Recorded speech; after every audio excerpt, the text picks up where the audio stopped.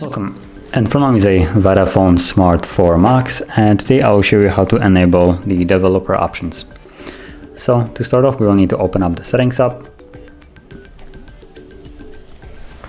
and from the settings app go all the way down to About Phone, and at the bottom you'll see build number. So tap on the build number about like 7 times. I'll start getting a little countdown, as you can see.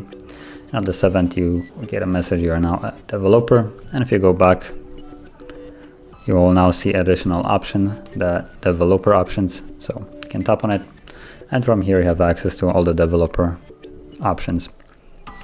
So that is basically how you enable it.